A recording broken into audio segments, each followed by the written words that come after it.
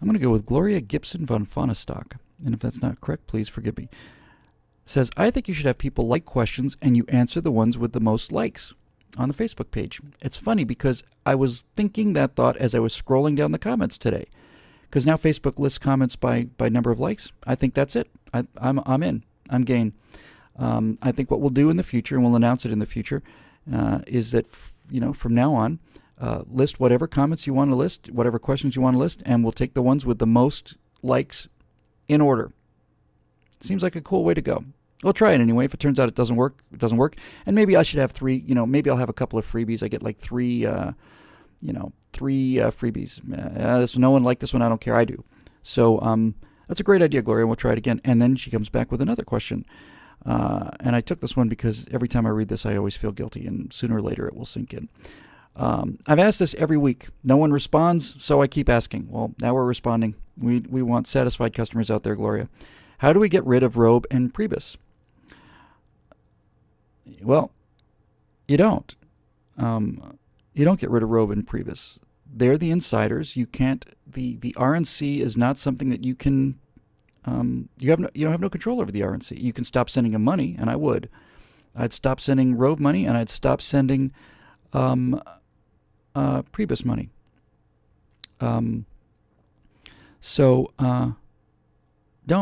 Don't send them money. And then start asking who you can send money to.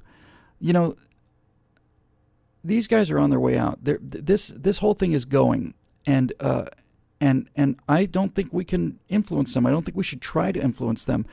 I think what we should be doing is looking for alternatives. And I think, again, we're talking about the internet and stuff, and how some of this stuff can save America. Why don't we put together a virtual movement? Why don't we? Just about everybody in this country has an internet connection. This is kind of what I want to do.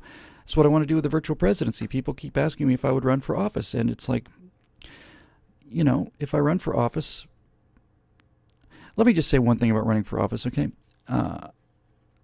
It has occurred to me watching the Republicans for the last 6 months, who have been so awful.